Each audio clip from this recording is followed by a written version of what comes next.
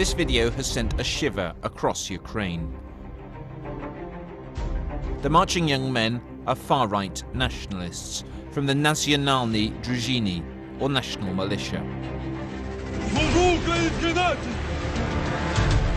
They're at a sacred spot, Ukraine's crucible.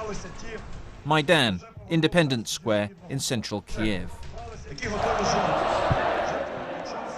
This was the Maidan in 2014, as hundreds of thousands of people rallied and ultimately forced out an unpopular president. Russia branded it a coup, orchestrated by neo-Nazis and fascists. It wasn't true then, but 4 years on, Ukraine's far right is on the march, and there appears little appetite for stopping it. Are you from Kiev? Yes, I'm from Kiev, from this district.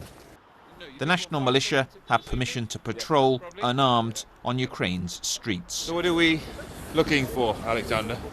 В первую очередь полиция попросила нас проконтролировать точки кредитирования, на которые в последнее время на которых часто начали случаться разбои.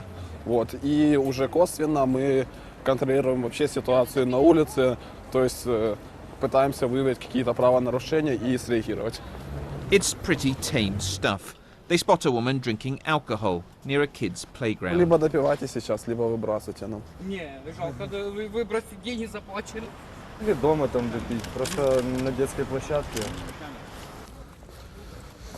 We then go to a place where punters can gamble on computer terminals. Здравствуйте. Игра закончена. We're told it's been operating illegally, as its owners allegedly have links to Russia. It's unspectacular stuff. The National Militia call the police out, Незаконный игральный бизнес. and reluctantly they appear and go through the motions. Национальная дружина. What the National Militia want us to film is that they're a force for good, here to restore order and make the police do their job. К сожалению, полиция не справляется со всеми проблемами, которые существуют в нашей стране. Естественно, мы, как патриоты Украины, возлагаем эти функции на себя. It's a message that has some resonance. There's a growing despondency here about how little has changed. The next day, we're contacted by the company that owns the gambling shop. It turns out that many of their other branches have also been raided by the National Militia. Где-то около часу дня к нам забежали группа молодых людей, человек 20-25. This is the National Militia when journalists aren't watching. В масках с молотками, с битами, в куртках с надписью «Национальная дружина». Они кричали «Слава Украине», еще там какие-то свои лозунги. Начали здесь все просто громить. Полная разруха. Все было побито абсолютно. We're given other footage, which shows more places being trashed, men lighting fireworks indoors, even setting one location on fire. The National Militia tell us they're working alongside the police, but they have also, on several occasions, fought them. Here they brawled and used pepper spray on officers as they tried and failed to pressure a judge into keeping an allegedly corrupt politician in custody. The National Militia are part of a group called Azov. Initially a volunteer military battalion, it has well-established links to the far right.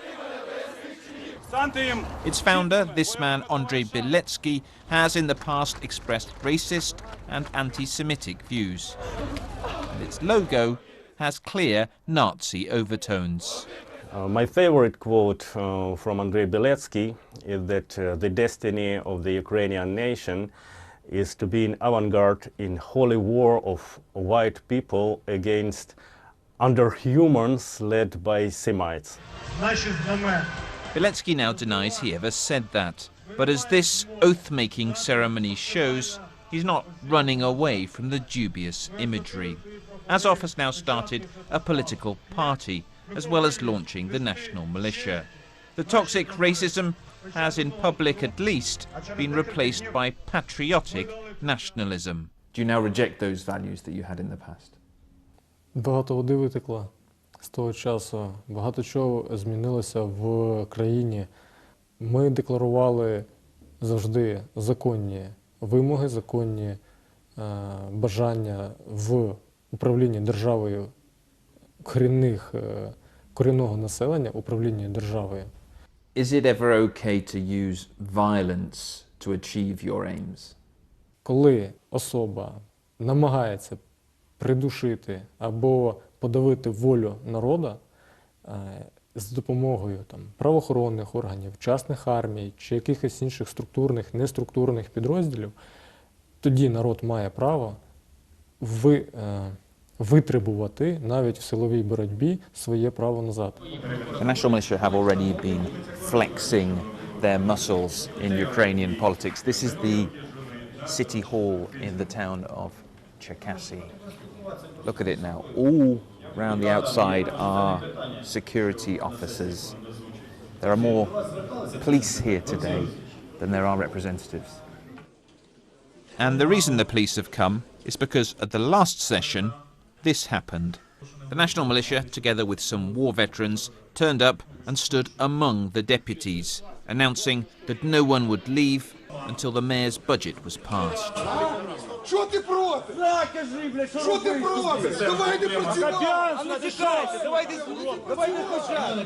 After some scuffles and angry exchanges,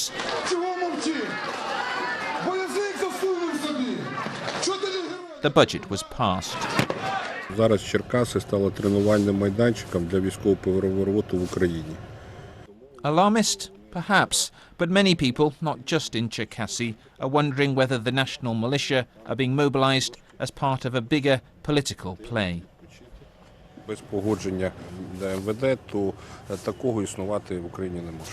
Якщо Аваков прийме рішення для себе, що таким чином національна дружина, яка вона є зараз, не може існувати, де люди ходять в балаклавах, де люди ходять у військовій формі, то я думаю, це питання буде рішено. This is him, Arsen Avakov, Ukraine's ambitious interior minister. His links to the Azov group are well known. He's put their fighters on the payroll of his ministry and appointed one of their commanders, Vadim Troyan, as his deputy. Mr. Avakov declined our interview request, but his spokesman told us he believed the National Militia was simply running a very effective publicity campaign. Please look at us. We are so strong. We are so serious. Believe me, it's not a truth. If the groups are operating not going against the law. But they are going against the law. Please, they're smashing places up. No, only one smash. It's one smash. No, we've seen them fighting. smashing up lots of different places. We've seen them fighting with the police a number of times. They've intimidated politicians. That's not okay, is it? I agree with you absolutely. And that time they are under interrogation, and after that, if we have the proofs, under the criminal cases, under investigation. But the fact that you're not doing anything just fuels the idea that the Minister of the Interior is somehow behind or supporting this group. No, it's not the truth. I wanted to say that people that they are following by the political fakes, inspired by maybe by political opponents of ministry. The National Militia may well be the extreme right's first move ahead of Ukraine's elections next year. But it's the uncertainty over who's behind them that's worrying people. Confidence in politicians and the police here is low, and for whatever reason, the National Militia appear to have been given the nod to act outside the law. Це абсолютний хаос.